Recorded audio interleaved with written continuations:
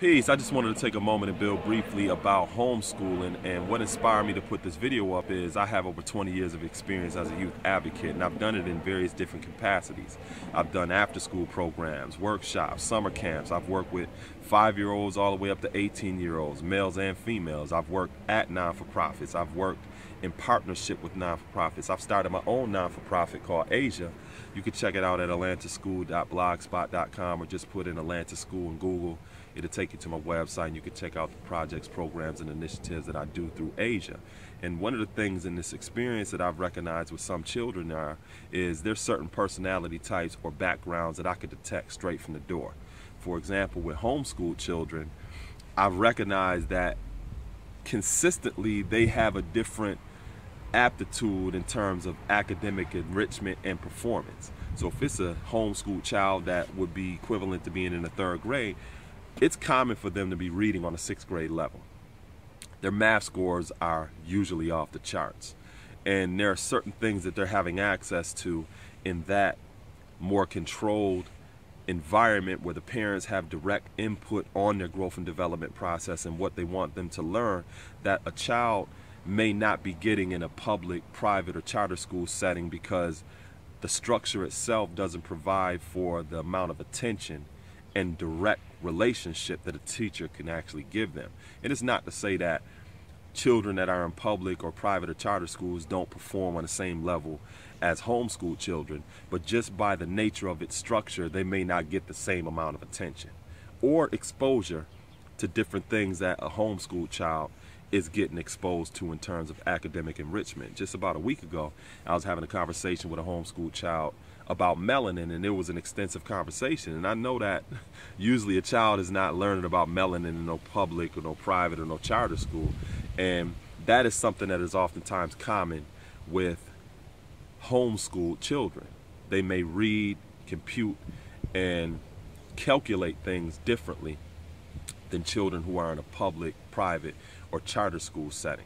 And even though that child may be in a 3rd grade equivalence reading on a 6th grade level, one other thing that I've recognized consistently with some homeschooled children is that even though they're able to read like that in terms of books, they may not have the same level of sophistication to read social cues and social boundaries and personality types in other children, because they may have not had that much equal experience being around other children and congregating with other children to learn what those social cues are, social boundaries, and personality types.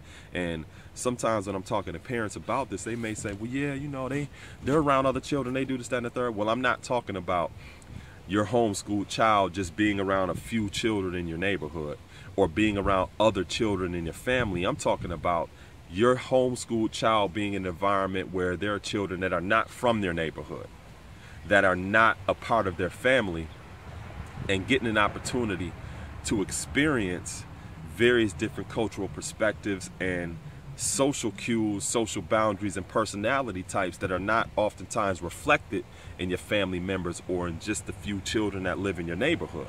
So one of the things that I encourage parents to do is, if you're investing a certain amount of time in a homeschooled education, you have to also invest an equal amount of time in an abroad education. Get your children involved in some kind of extracurricular activities, programs, projects, and initiatives, or sports, so that they can learn how to read these social cues, social boundaries, and personality types in children who are going to one day become young adults and then adults in a world and in a society that your homeschool child is going to attend and ultimately be a part of. I remember growing up and being in 2nd grade and knowing who the hotheads were. Knowing who was quiet, knowing who the instigator was, knew who liked to steal, knew who was this, knew who was that. And I also understood the different boundaries of, you shouldn't say this to the hothead. You know, you can talk to this person about that. You may not want to be able to talk to this person about that because they gossip. I was learning that in 2nd grade. A lot of us who had access to a social environment very early in life were learning about these social cues, social boundaries, and personality types early. Now with some homeschooled children, they may not have had access to a social environment like that until they're in 6th or 7th grade, maybe 8th grade. So the things that some children have started to learn in 2nd grade, you have children starting to learn in 6th, 7th, and 8th grade, which means it creates an environment oftentimes that is an experiment with high explosives. So the same child in 2nd grade that's starting to learn these boundaries and who they can say stuff to, who they can't say stuff to, and how to navigate that environment, you have a child that's in 6th, 7th, and 8th grade learning that. So, for example, I had an experience one time with a child who was homeschooled, and they're starting to be around children for the first time, so they really don't know who's who. They don't know who the hothead is. They don't know who's the gossiper. They don't know who the instigator is. They're learning this for the first time. And it was a he say, she say situation with the homeschooled child in the middle of it, which concerned the hothead, who they didn't know who the hothead is. And in the nature of the hothead, they pick up something and is approaching the homeschooled child, getting ready to bust them in the head with it, and I had to intervene and stop them before they did it. The homeschooled child was sitting there oblivious to what was going on. They was sitting there like, they had no sense of danger. No sense of danger. And that is one of the things that I strive to also communicate to parents. When a person doesn't know social cues or to recognize things that's going on in the environment and what's around them, or social boundaries, what things are a trespass against somebody, or what things are offensive, what things are not offensive, or being able to read personality types and to be able to point out people and say, I know who that is, I know how they do things, I know how they do things, I know how to interact with people, that is a very dangerous situation. Just like the incident I just shared with you about the child that was getting ready to get injured by another child because they didn't know who's who and what is going on around them. So like I said, although we may invest in a homeschooled education and we think that that is the best education, it is equally important to invest in that child's education to learn other children, to learn social cues, social boundaries, and those personality types in children, because as they grow older and become young adults, those young adults become adults.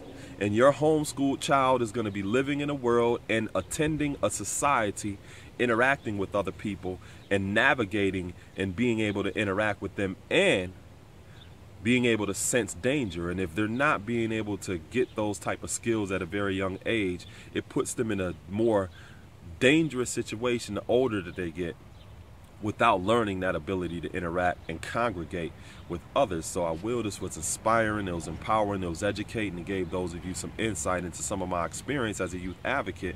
And those of you who are homeschooling, what you can do to help bring a healthy balance between what's being taught at home and what they need to learn abroad.